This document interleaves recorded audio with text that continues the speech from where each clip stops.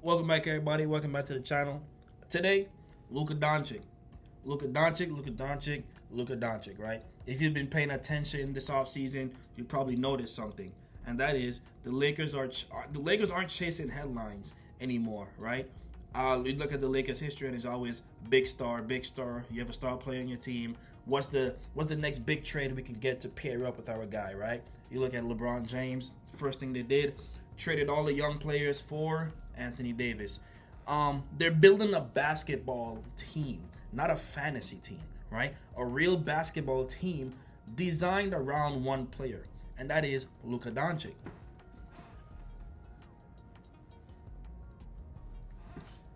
And to be honest, I think Rob Pelinka deserves more credit than he's getting. Because every move the Lakers have made this summer points to one philosophy, right? Put the perfect pieces around Luka and let him do what he does best. They're adding size, they're adding defense, they're adding athleticism, they're adding shooting, and maybe most importantly, they're adding players who don't need the ball in their hands to impact winning. You already have Luka, you already have Austin Reeves. You don't need more competition for ball possession, right? Today we're gonna break down how the Lakers have quietly built one of the deepest rosters in the Western Conference, why these moves fit Luka perfectly, and what they still need before they can realistically call themselves championship favorites.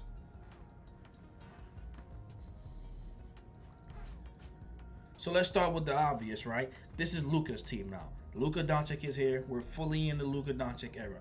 Everything this front office is doing revolves around maximizing arguably the best offensive engine that we have in basketball today. And if you've watched Luka Doncic throughout his career, you know exactly what he needs.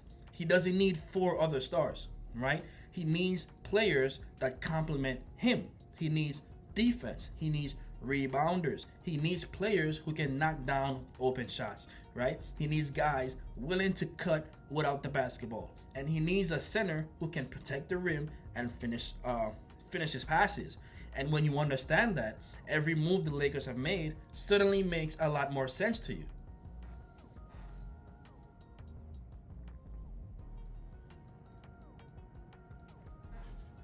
So let's talk about what is arguably one of the biggest moves of the offseason, right? Walker Kessler.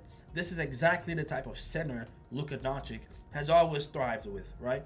If you think about it, Kessler doesn't need post touches. He isn't looking to isolate. He isn't trying to score 20 points every night.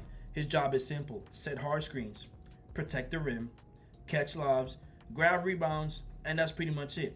And that's exactly why this pairing could become one of the best pick and roll combinations that we have in basketball today.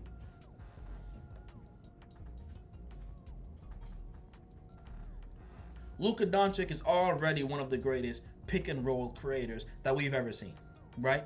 Now imagine giving him one of the league's best shot blockers as his screener. Defenses now have impossible decisions: step up, stop Luka, or let Kessler roll straight to the rim. Either way, someone's getting an easy basket, right? And then on the other end of the floor, Kessler solves one of the Lakers' biggest problems from last season: interior defense.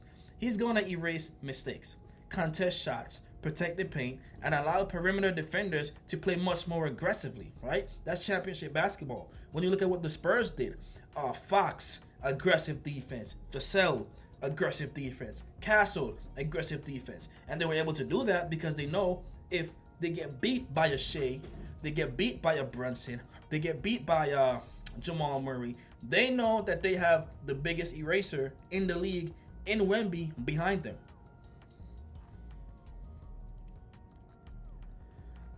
Now, with the addition of Colin Sexton, he brings something that the Lakers have been missing. One thing Luka-led teams sometimes struggle with is surviving the minutes when he's on the bench, right? And that's where Colin Sexton comes in. The guy plays at one speed, full speed. He attacks the rim, he pushes the pace, he pressures defenses, right? He can create his own shot. And when Luka gets his well-earned rest, the Lakers can no longer have to completely change their identity, right? Instead of slowing down, they can actually speed up. That's a luxury most contenders don't have.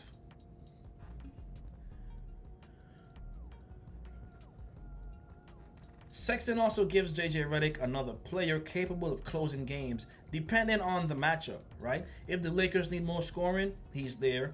If they need another ball handler, he's there. Depth like that is what wins playoff series. And then you have Quentin Grimes. Grimes is the type of player that every contender wants, right? This might end up being one of the most underrated signings of the summer. Every championship team has guys like Grimes, players willing to defend the opposing team's best perimeter scorer, players who hit open threes, players who don't complain about touches, players who simply make winning plays, right? Luka creates more open shots than almost anyone in basketball. And I mean, Grimes is going to get plenty of clean looks. If he knocks down those shots consistently, this offense becomes incredibly difficult to guard, right? But what I really like is that what he brings defensively, right? So, again, against teams like Oklahoma City,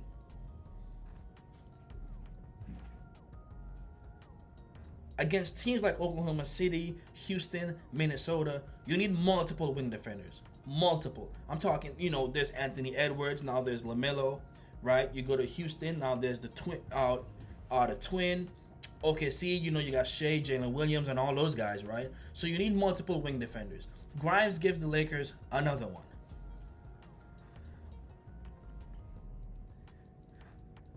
And speaking about that, there is the upside potential of a Zaire Williams, right? So the newest addition, Zaire Williams.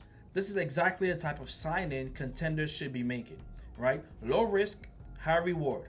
He's still incredibly young. He's younger than some of the players in these past few drafts. The guy is only 24 years old, right? He's long, athletic, can defend multiple positions, and he's shown flashes of becoming a legitimate rotation player. So the Lakers don't need him to average 20 points. They don't need him to average many points.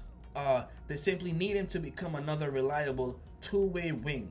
And if he develops into that, this signing could end up looking like one of the best steals of this free agency. And we can't forget Kevon Looney, right? Championship teams, they need veterans. They need veterans, right? They need players who understand playoff basketball, and we all know Kevon Looney has been there and has won before. So he brings exactly that. He may not fill up the stat sheet, but he does bring all the little things. He rebounds, he sets great screens, boxes out, keeps possessions alive. And he understands exactly what winning basketball looks like, right? There are going to be nights where Walker Kessler gets into foul trouble, right? You're in the Western Conference, you're dealing with Wemby, you're dealing with Jokic. Or sometimes the Lakers just need a different look on the floor, right? So Looney gives them that. You can never have too many dependable veterans in the postseason, right? You can't have too many wings. You can't have too many dependable veterans, especially come postseason time, right? So now the X factor, Austin Reeves. So I honestly think people underrate how important he is to this team, if you could believe that, right? Because here's the thing. Luka doesn't need another superstar. He needs another decision maker, someone who can attack closeouts, run the offense for stretches, create when defenses trap Luka, right? When they double and triple, quadruple team Luka, he needs another guy, and that's what Kyrie was when they went to the finals, right? And that's exactly what Austin Reeves does. Maybe not as good as Kyrie, but that's exactly what he does, right? He becomes one of the smartest offensive players in the NBA. He knows when to attack, when to pass, when to draw foul. And when Luka inevitably gets double in the playoffs, Reeves is going to have opportunities to completely change games. And so he took a leap this past season. If he takes another leap this season, I mean, Lakers become completely dangerous, right? And then, of course, JJ Redick, the head coach, deserves some credit. Last season, he spent a lot of time trying to make an imperfect roster work, right? So the pieces actually fit together now. The Lakers have size. They have rim protection. They have multiple ball handlers. They have defensive versatility They have athletic wings. They have defensive versatility. They have, and most importantly, they have a clear identity. Everything starts with Luka. Everything else complements him.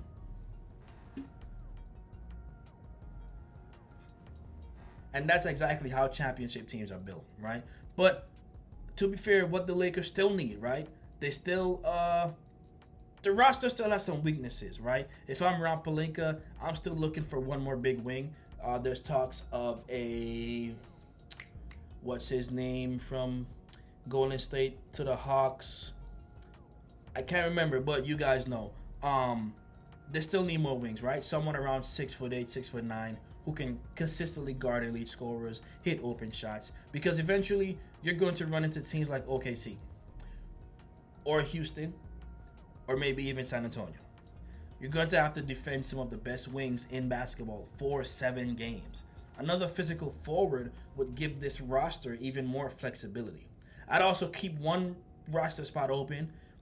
Every season there's a veteran buyout, with the trade deadline.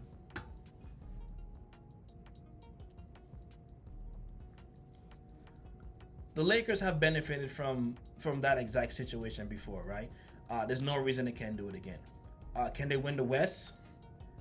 My honest opinion is this Lakers team is significantly better than people realize. They're bigger, they're younger, they're deeper, and they're built around one of the smartest offensive players this league has ever seen. Are they the favorite? Not yet. But let's not forget that the last time Luka Doncic was fully healthy with a supporting cast, he was in the NBA Finals, right? He was. Are they the favorites right now? Not yet. OKC is still one of the teams to beat. I want to say the Spurs out of respect because they won, but the fact of the matter is all the injuries that OKC was dealing with, OKC is still the team to beat if you're looking at it objectively in the Western Conference.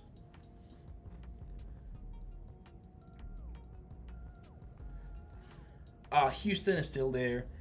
Nikola Jokic still exists. Everyone forget about him. Everyone dogging on him. Nikola Jokic still exists, right?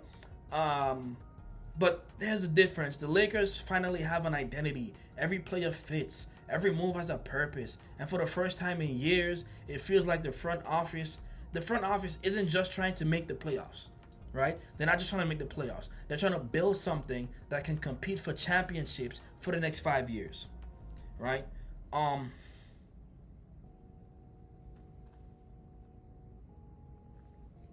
And so with that being said, the Luka Doncic era in Los Angeles is officially underway. And unlike previous seasons, this roster actually feels like it was built with a long-term vision instead of short-term desperation, right? Walker Kessler gives Luka his ideal center. Colin Sexton brings relentless scoring and energy. Quentin Grimes adds toughness on the perimeter. Kevon Looney brings championship experience. Zaire Williams is a high upside swing. Austin Reeves continues to be one of the league's most underrated guards, right? And Luka Doncic is the engine that makes it all work. And so if even 2 or 3 of these additions exceed expectations, don't be surprised if we're talking about the Lakers playing deep into June. So with that being said, now I want to hear from you. Do you think the Lakers have built a true championship contender around Luka Doncic, or do they still need a couple more of those pieces? Let me know down in the comments, and I'll reply to you.